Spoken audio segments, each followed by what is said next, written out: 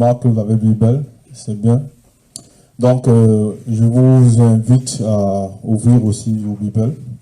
On va continuer. Donc, on va lire ensemble. Beaucoup ont souvent entendu parler, on va dire, tous les jours ce que nous voyons dans le monde par rapport à l'organisation, par rapport à la façon de faire des certains dirigeants, on va dire, dans les gouvernements et autres, ainsi de suite, dans le monde, dans ce qu'on peut voir aujourd'hui. Mais parfois, on se pose la question, pourquoi telle chose est régie comme ça, pourquoi telle chose est, on va dire, par ce dirigeant-là, ou bien cette personnalité-là a été manifestée de telle façon. Donc, tout ça, nous savons que ce sont des non-initiés. Mais, par rapport à l'histoire véritable des puissants patriarches ou bien d'autres, on va dire matriarches, nous savons que c'est la soumission vers le bas qui procure réellement la sanctification.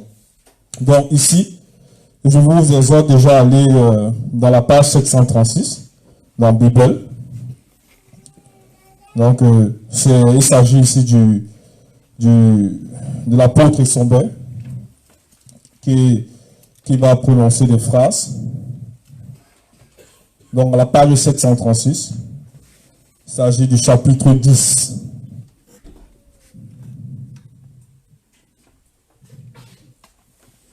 Donc, le titre de ce chapitre-là, c'est l'obéissance aux autorités de l'État gouvernée par les rois initiés.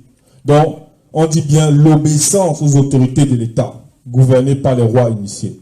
Donc, remarquons qu'ici, quand le mot obéissance, par rapport à ce titre-là, il y a, on va dire, autorité, il y a gouverner, et on parle aussi des rois. Et on a bien spécifié de quel type de roi on va parler ici. On dit bien des rois initiés. Donc, il ne s'agit pas des rois dans les temps jadis qui étaient non initiés, qui faisaient n'importe quoi, qui faisaient, on va dire, qui pratiquaient l'injustice, et ainsi de suite, qui pratiquaient la sorcellerie et d'autres formes d'abomination. Donc, ici, on va parler de comment ce que les rois initiés se manifestaient par rapport à la vérité, puisqu'ils étaient soumis au verbe de loi. Donc, dans Issombert 10, verset 1, donc, à la page 736, une fois le plus, voilà ce qu'il est dit. Que toute personne soit soumise aux autorités des rois initiés. Point. Que toute personne soit soumise aux autorités des rois initiés. Déjà, c'est quoi un roi initié? Ou bien c'est qui un roi initié? Donc, on va entrer un peu plus dans la profondeur, toujours par rapport à ce qu'il a dit dans la suite. Car il n'y a point d'autorité qui ne vienne du verbe de l'Oba. Virgule. Donc, par rapport seulement à cette phrase-ci, certains m'ont dit, mais tiens, dans le monde, ils diront aujourd'hui, ah non, il est là, ce dirigeant est là, même cette personne est là, parce que c'est pas, selon eux, ils vont dire, c'est selon leur Dieu qu'il est là. Mais nous, on dit ici que le roi initié, il n'y a point d'autorité qui ne vienne, car il n'y a point d'autorité qui ne vienne du verbe de l'Oba. En gros, l'autorité que ce roi initié là a, c'est parce que le verbe a permis qu'il puisse l'avoir. D'où ici on parle de roi initié. Donc, la suite après la virgule, la suite du verset nous dit, et les autorités des rois initiés qui existent, virgule, non, il n'y a pas de virgule, qui existent, ont été institués par le verbe de l'Oba. Point. Donc, on nous dit maintenant ici, et les autorités des rois initiés qui existent ont été institués par le verbe de l'Oba. Donc, premièrement, dans la première partie du verset, on nous dit qu'il n'y a point d'autorité. Mais il faut comprendre en même temps qu'il y a plusieurs formes d'autorité. Puisqu'on dit, et les autorités des rois qui existent ont été, des rois initiés qui existent, ont été institués par le verbe de l'Oba. Déjà, on va comprendre que par rapport à la manifestation du verbe, il y a différentes façons de voir cela. Il y a différentes formes d'autorité. On peut citer ici la justice. Parce que ces rois-là, ils ont le droit, ils ont le devoir de m'appliquer, de veiller à ce que la justice soit appliquée. Ils ont le droit, le devoir aussi de faire régner l'ordre. Ils ont aussi cette faculté-là on va dire, de pratiquer eux-mêmes des ministères. Ils ont ce pouvoir que l'autorité suprême en gros qui manifeste du grand tas de choses, on leur accorde. Ils ont aussi cette autre facette-là qui vient toujours du verbe, qu'on peut noter aussi comme le don. Le don, ça va symboliser quoi? Ça pourrait symboliser la bonté. Ça pourrait symboliser la grâce. C'est pour ça qu'aujourd'hui même, on va voir dans le monde certains là qui ont copié pour on dit non, mais tiens, cette personne-là, il a pu gracier cet homme. Non, il a pu faire ceci, il a pu faire cela. Parce que aussi, on leur a accordé cette autorité. On nous dit bien, tout cela a été institué par le verbe de Loba. Donc, quand on lit le verset, on comprend déjà qu'un roi initié, il a été investi de beaucoup de pouvoir. Pas seulement le pouvoir par rapport au physique, mais c'est d'abord premièrement spirituel. Maintenant, il y a les différentes manifestations qu'on vient de voir. Donc, c'est en même temps les fruits de l'esprit. Donc, faire appliquer la loi, faire appliquer la justice. Ils pouvaient en même temps exercer des ministères. Ça pouvait être des prophètes, ça pouvait être des juges, bref, ils avaient différentes fonctions. Mais ici, on parle réellement de ce qu'un roi initié.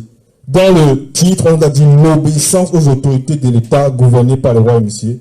Et dans cette version, on dit que toute personne soit soumise aux autorités des rois initiés. Donc, on a pu voir un peu en introduction ce que ça peut symboliser, les formules, plus ou moins, on a énuméré quelques-unes d'autorités qu'un roi initié reçoit par la grâce de l'Oba, de son verbe.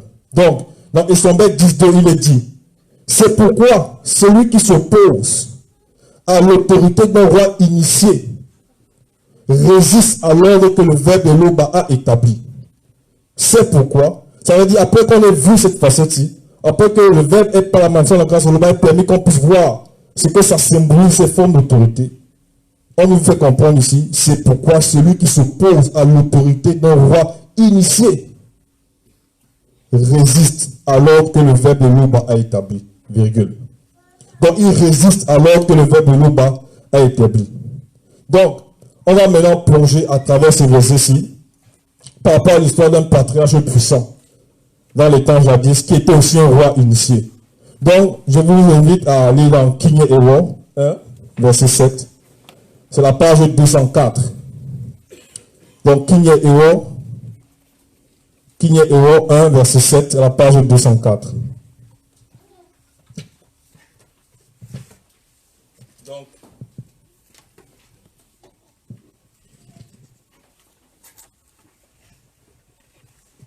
Donc, verset 7 nous dit ici, donc c'est King Ewo 1, verset 7.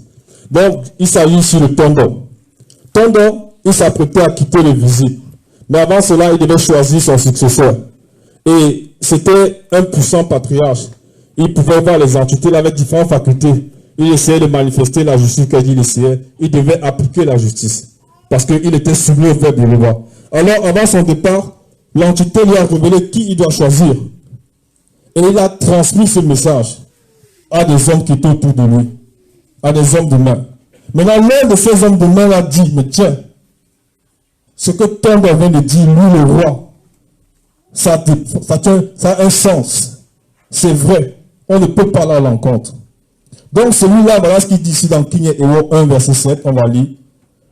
Longa répondit au roi, c'est bien dit, majesté. Remarquons que le majesté ici, c'est avec un M majuscule. Donc c'est très important. Parce qu'il y a majesté et il y a majesté. Donc, Longa dit, c'est bien dit, majesté. C'est l'entité qui a parlé par la bouche du roi. Point. Donc, le verset de Sombet 10.2 qui dit, c'est pourquoi celui qui s'oppose à l'autorité d'un roi initié résiste à l'ordre que le verbe de l'Oba a établi. On s'est arrêté dans la virgule et on a entré dans cette profondeur-ci. On comprend par là que ce Longa-là était initié par rapport à ça. Il connaissait cette fréquence-là. Qu'un roi initié, lorsqu'il va prononcer une phrase, lorsqu'il va prononcer une parole dans sa soumission au verbe de l'Oba, c'est parce que le grand temps de choses lui a déjà montré ce qu'il doit faire. En gros, si un roi initié, en son temps, il dit, tiens, demain, il ne faudrait pas que le peuple fasse ceci peut-être pendant 7 jours. Et que quelqu'un se lève et dit, mais tiens, mais oui, mais bon, si je fais même jusqu'à 4 jours, je m'abstiens de faire, ça change ou quoi? Ça veut dire qu'il est en train d'aller directement contre le verbe de l'Oba. C'est ce que ça veut dire. Donc, Tondo, il a répété ces phrases-ci. Il a dit dans cette discussion que c'est Monmon qui doit être établi comme nouveau roi. Donc, Longa n'a même pas froncé le sourcil. Il a directement dit c'est l'entité qui parle par la bouche du roi. Et il a dit majesté avec un M majuscule. Donc, ici, on nous demande, par rapport à l'enseignement, de comprendre la confiance que peut avoir un roi initié. Parce qu'il doit appliquer, on a cité plus haut, la justice, la vérité. Il doit défendre le peuple, il doit défendre l'intérêt de tous ceux qui sont soumis au vol de l'Oba. Mais on va voir encore d'autres facettes. On va encore voir d'autres facettes. Donc, on va Essomber 10, verset 3, on revient à Essomber. Ça dit à la page 2, à la page... Donc, Essomber 10, verset 3, c'est la page... on était à 736 tout à l'heure. Donc, c'est la page 736. Voilà ce qu'il dit Essomber. Ce n'est pas pour une bonne action que tu pourras... Non, juste un moment, s'il vous plaît. Je me suis appelé dans la virgule tout à l'heure, précédent verset, je vais le finir. Ça dit Essomber 10, 2, tout à l'heure, je dois finir le verset. Et ceux qui résistent attireront une condamnation sur eux-mêmes. Ça veut dire que par rapport à ce qu'on a vu tout à l'heure, tous ceux qui vont résister à ce que le roi initié aura dit, c'est une condamnation qu'ils vont attirer sur eux-mêmes parce que c'est une conséquence logique. Si quelqu'un va à l'encontre du verbe, une fois qu'il désobéit à ce que le roi initié a prononcé comme phrase, ça voulait simplement dire qu'il sera aussi châtié. Donc, il y aura une condamnation sur lui. Il n'y a pas de mesure, en fait. C'est ce que ça veut dire, tout simplement. Donc, Essomber, il revient ici dans Essomber 10.3. Ce n'est pas pour une bonne action que tu pourras faire, mais c'est pour une mauvaise que les rois initiés sont à redouter. Point. Donc, Essomber ici, qui a cette conscience, qui est un initié en chef consacré à ce moment, il dit ce n'est pas parce que quelqu'un a fait quelque chose de mauvais que le roi initié là, il devra redouter un roi initié. Mais c'est par rapport à cette action mauvaise qu'il va entreprendre. Parce que c'est que le roi initié, lui, il va manifester la justice. Puisqu'on l'a intronisé, le grand temps des choses l'a intronisé, on l'a initié. Donc il sait c'est quoi appliquer la justice, il sait c'est quoi manifester la bonté, il sait c'est quoi aller toujours selon la manifestation de la vérité de l'Oba, puisque l'entité Moutate dit l'accompagne. Donc, ici, lorsque Essomber dit, si la personne fait maintenant une mauvaise action, c'est dans ce sens-là qu'elle a redouté un roi initié. Mais elle a redouté comment? C'est quoi réellement alors un roi? Ben c'est qui réellement alors un roi initié? Remarquons qu'il y a différentes catégories de rois initiés. Parce que tout à l'heure on a dit avoir M majesté avec un M majuscule. Mais on va d'abord aussi entrer dans la profondeur par rapport au verset tout à l'heure qu'on a lu dans Kinyero. Donc, quand il a dit, c'est Monmon qui doit être choisi. Donc, il a envoyé certains hommes demain pour aller maintenant introniser Monmon. Donc, on revient dans Kinyero 2.1 à la page 205. Donc, on va voir pourquoi il faut redouter. Il faut redouter pour tous ceux qui pratiquent le mal, qui veulent aller à l'encontre du verbe de l'Oba. Donc, à la page 205, pourquoi est-ce qu'il faut redouter un roi initié? Donc, chapitre 2, Kinyero 2, verset 1. Voilà ce qu'il est dit. Le prêtre Tété, le prophète Engissé et Longa, fils de Nabi, avec les guerriers de la garde royale, virgule. Donc ici, on voit déjà différentes formes, on va dire, de manifestation. Dans la suite du verset, on nous dit, se rendit donc auprès de Monmon. Donc, on va reciter encore le prêtre Tété, le prophète Engissé et Longa, fils de Nabi, avec les guerriers de la garde royale, se rendit donc auprès de Monmon. Donc, par rapport déjà ici, juste là, avant la virgule là, ce qu'on vient de citer ici, on nous fait comprendre que ce roi-là, pour son intronisation, mais non, c'est une autre catégorie, on va expliquer. Mais pour son intronisation, il fallait qu'un prêtre soit présent. Il fallait qu'un prophète soit là. Il fallait que même quelqu'un qui manifeste la sagesse soit là. Il fallait que des guerriers redoutables soient là. Donc on va manifester ici des formes de conscience spirituelle. Des formes, on va dire, qui symbolisent des formes d'entité par rapport à son initiation. Donc il doit être connecté au spirituel par rapport au prophète. Celui-là, il avait aussi même cette conscience par rapport même à ce qu'un prêtre, donc on va dire une fonction aussi par rapport à quelqu'un le prêtre, donc à quelqu'un qui va être comme un prêtre pour le peuple. Il y avait la fonction même de guerrier, parce qu'il y avait des guerriers qui devaient accompagner. C'est ce que ça symbolise ici. Donc, il devait être capable de manifester toutes ces fonctions-là. Donc, on entend le voir ici. Pourquoi? C'est que celui-là qui fait le mal, qui va à l'encontre du verbe de l'Oba, doit redouter un roi initié. Maintenant, dans le cas de Mormon, en plus même d'être un roi initié, c'était un initié en chef consacré. Donc, voilà un peu ce qu'on peut comprendre. Dans la suite, on nous dit, il le fit monter sur le cheval royal de Tondo et le conduisirent à la source de Mpololo. Point. Donc, on voit ici que l'initiation d'un roi initié, ça ne se passe pas comme les gens peuvent penser, comme les gens peuvent s'imaginer. Ils sont réellement prêts. Tout à l'heure, il y a eu des échanges, le Moulin a donné les révélations, que lorsque même il s'agit d'un combat, ils seront devant en premier. C'est ce que ça veut dire. Donc, on a parlé de prophète parce qu'on a vu tout à l'heure, par rapport à son père, Tondo, il était directement en contact avec l'entité. Donc, s'il dit, on doit faire comme ça, tout le reste du peuple va le suivre. Parce qu'il y a la vision avec lui. Une fois que quelqu'un dit non, je ne suis pas d'accord, je pense qu'on peut faire autrement. Ça signifie tout simplement que la personne là, elle va être aussi frappée d'un châtiment. C'est comme ça. C'est ce qu'on peut le voir ici. Donc, dans Esombet 10, verset 4, voilà ce que Esombet dit. Veux-tu ne pas craindre l'autorité du roi initié? Il pose la question. Donc, il pose la question à qui? Veux-tu ne pas craindre l'autorité du roi initié? Puisque c'est un être qui est assisté, pas assisté, le grand temps des choses là intronisé. Donc, c'est un roi.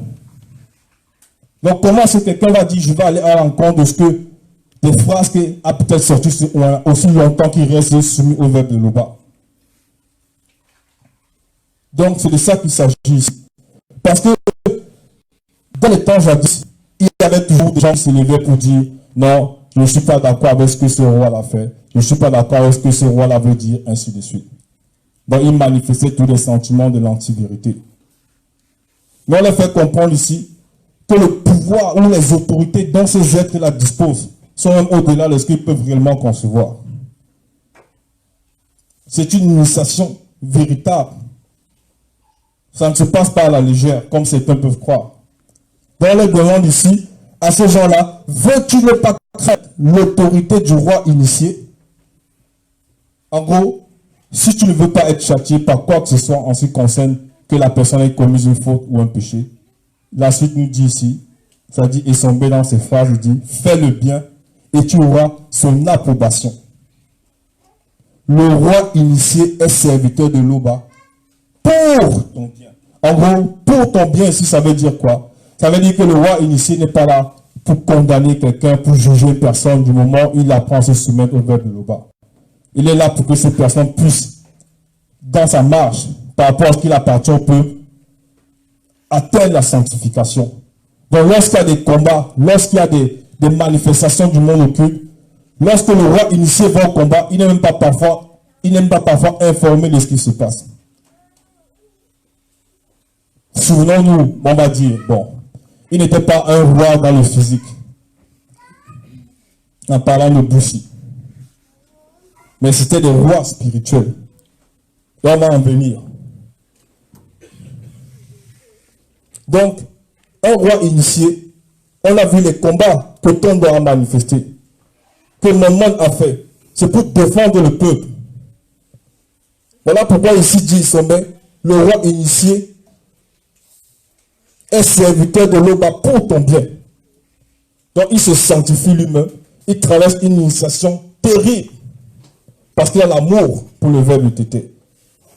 Parce qu'il maintenant il a l'amour pour tous ceux-là qui veulent la justice, qui veulent la manifestation de la paix.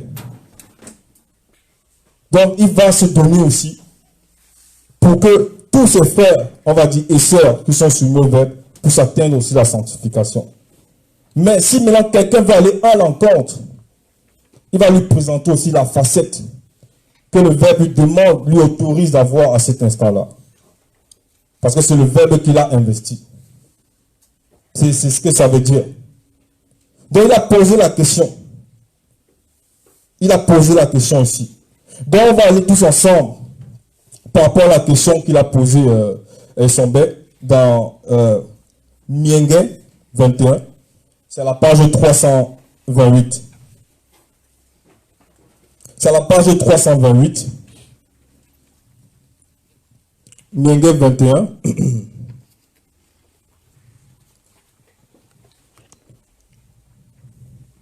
Donc, à partir du verset 4. Donc, ici, déjà même par rapport à ce chapitre-ci, de Mienge 21, le titre s'écrit « Le roi connu peut compter sur le verbe de Loba ». Donc, un roi connu, un roi initié, c'est déjà un roi connu. Quand il dit « on peut compter », il parle ici de lui, Tondon. Donc, il est dans une prière. Il dit « il lui a donné ce qu'il désirait. Il n'a pas refusé ce qu'il lui demandait. » Donc, le « il » ici, c'est avec un « i » majuscule, par rapport à ce qu'il parle ici du verbe de tété. Donc, il dit qu'est-ce qu'il a demandé, on lui a accordé. Ça veut dire que si quelqu'un va contre le verbe et que Tondon n'est pas d'accord, lorsqu'il va prier, la personne sera automatiquement, en fonction de ce que Tondon doit demander selon la justice, châtiée. C'est ce que ça veut dire. Plus tard, toujours dans le même chapitre, ça dit Mienge 21, on va lire le verset 10, toujours dans la même page, 328. Voilà ce qu'il dit. Ô roi connu, tu sauras atteindre spirituellement tes ennemis. Ta main ne manquera pas ceux qui t'en veulent. Point. Donc, il est conscient de ce qu'il est en train de dire à cet instant-là. Il sait que dans sa position de roi initié, il dit bien, oh, roi connu. Mais connu de qui? Ce n'est pas connu des hommes. Même si les hommes le connaissaient, ils n'avaient pas besoin de ça.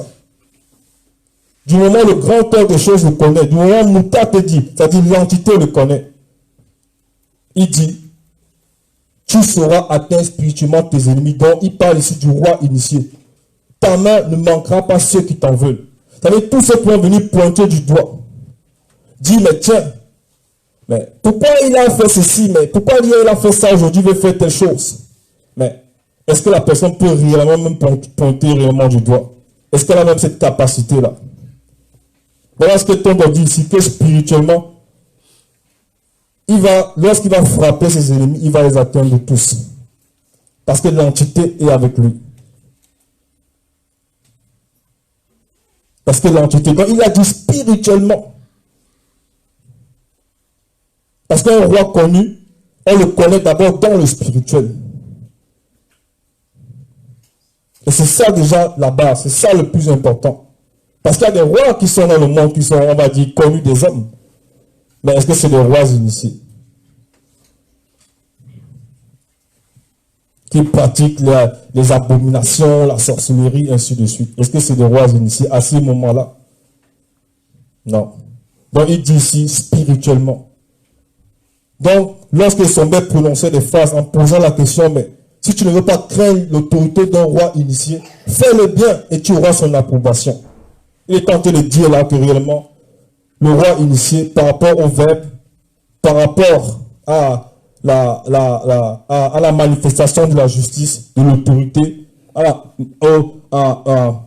la manifestation, on va dire, du respect de l'ordre. Même par rapport à la manifestation de la grâce, en le sens que si quelqu'un commet un délit, il peut dire non, celui-là, on peut le juger comme ça, on peut le faire comme ça. Donc il décidait de tout. Donc il avait différentes formes d'autorité. Donc, ici, voilà ce que son bébé veut dire. Donc pour éviter toute forme, on va dire, d'intention à l'encontre d'un roi initié, nous devons seulement apprendre à nous soumettre à la vérité. Parce que lorsque le verbe est avec le roi initié, la personne ne peut absolument rien. Voilà ce qu'il a dit ici dans ces deux versets. Dans le verset 4 de Mienge 21, tout ce qu'il demande, tout ce qu'il désire, on lui accorde. Selon la vérité, par rapport à ce qu'il est dans la justice, dans le droit. Il a les pouvoirs, défendre le peuple, faire appliquer la justice, le respect de l'ordre, faire en sorte que le verbe de l'Oba se propage. Il va dans les combats spirituels. C'est ce que ça veut dire. Et dans le verset 10, il dit, maintenant pour tout cela, néanmoins qu'on a averti, qui continue néanmoins à se manifester, sachez que le jour où il lève le petit doigt, il a dit là, tous seront frappés spirituellement. Donc on retourne dans Esombet 10, 5.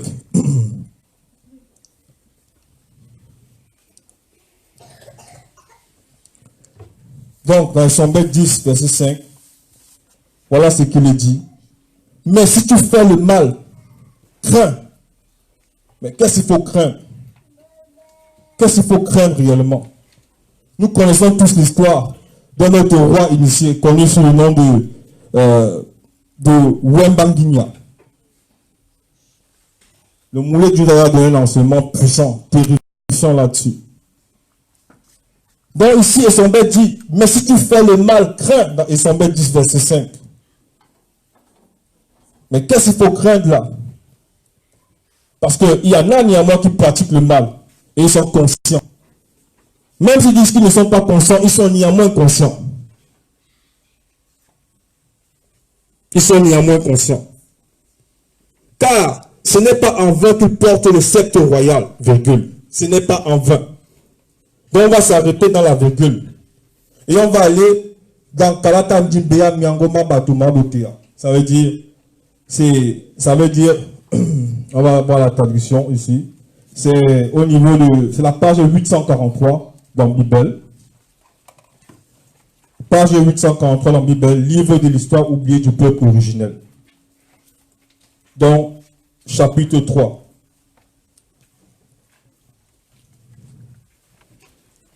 Chapitre 3, à partir du verset 8.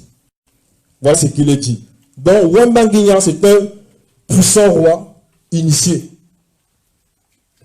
Et un jour, il décide de faire, on va dire, de sortir avec 3 hommes de main.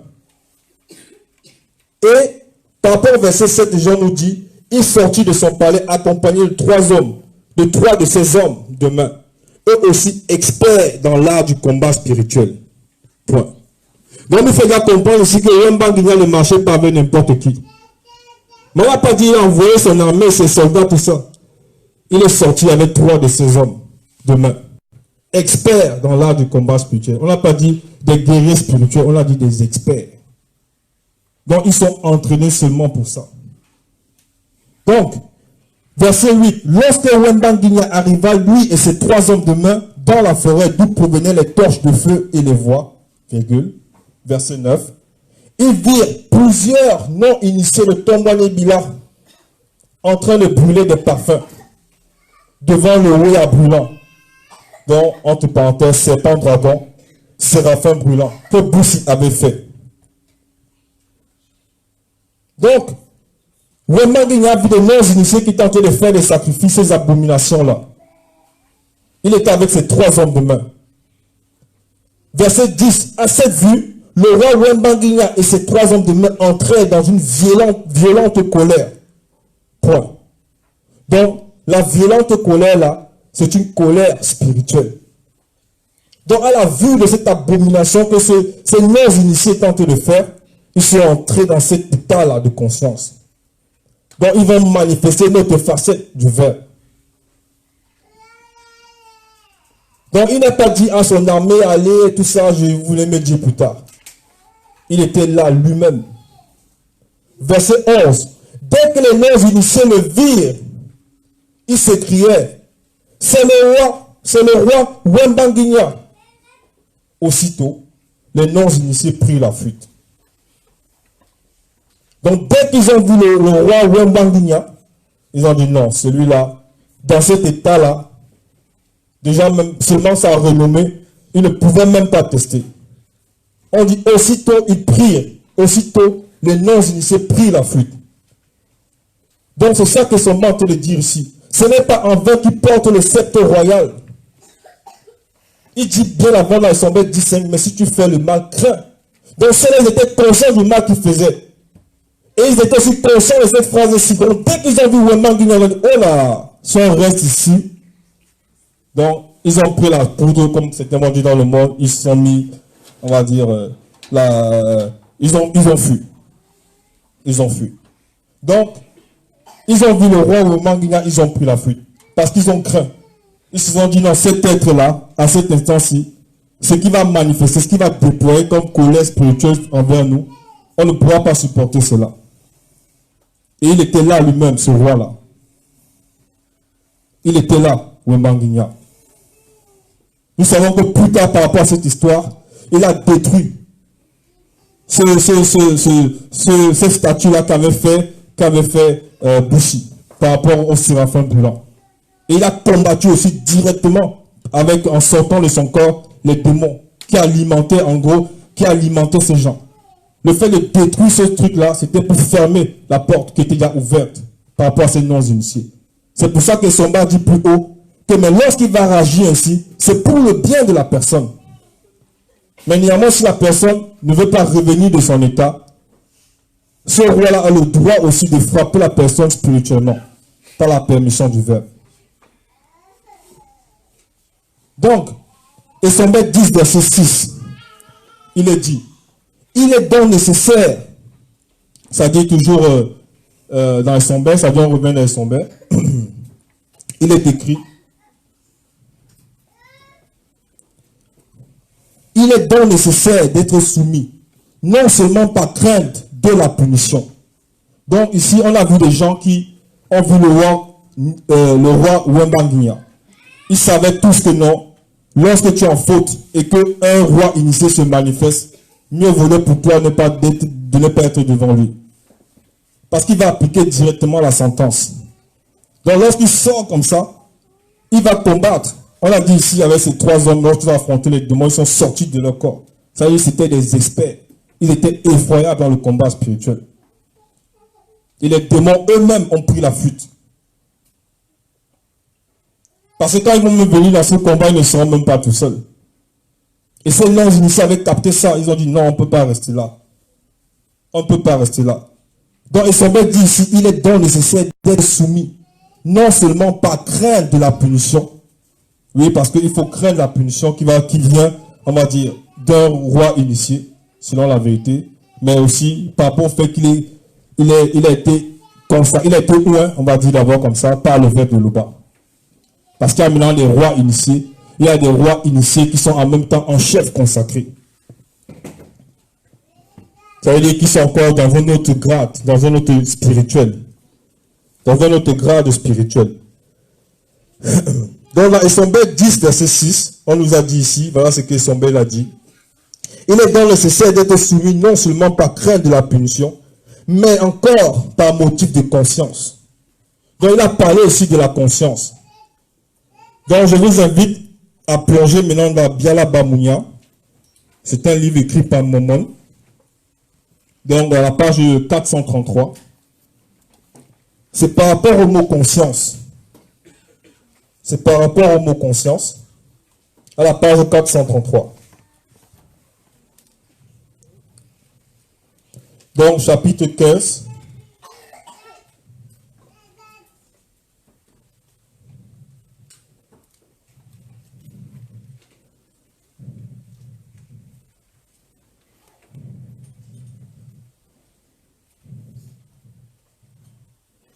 Non, pardon. D'abord, Biala Biamounia, chapitre 20.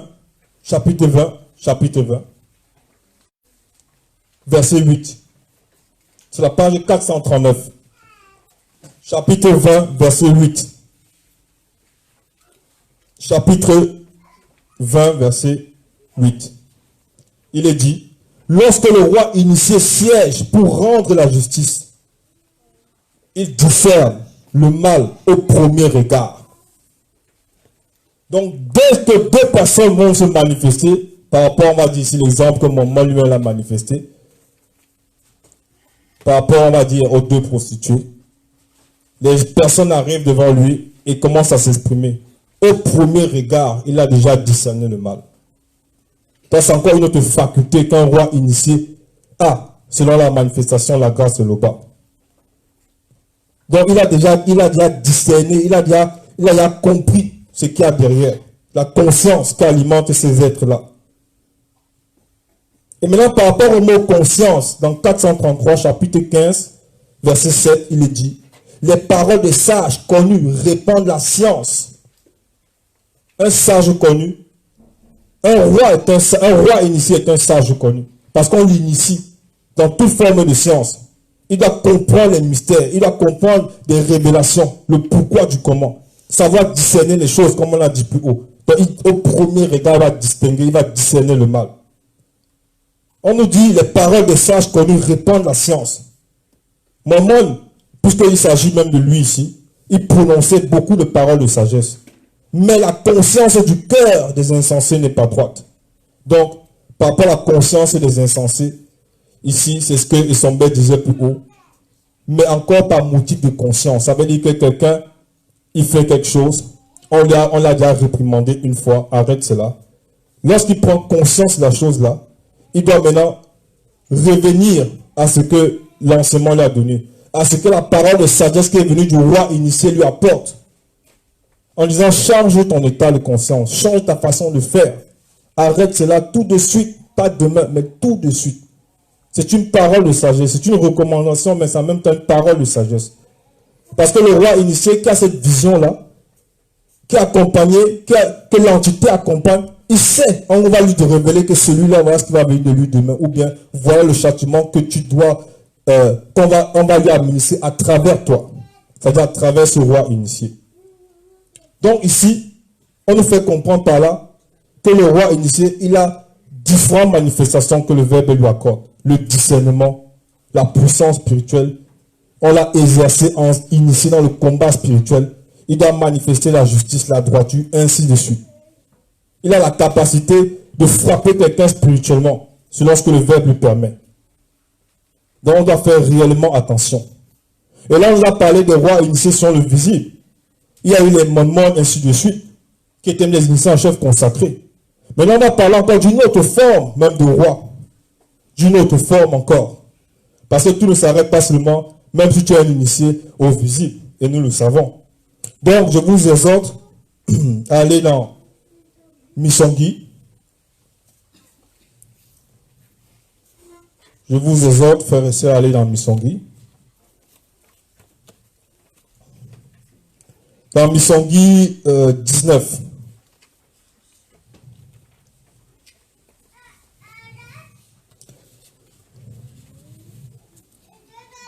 Misongui 19, verset 21. Ici, il s'agit du prophète du Mutopeda Moudi d'Abato.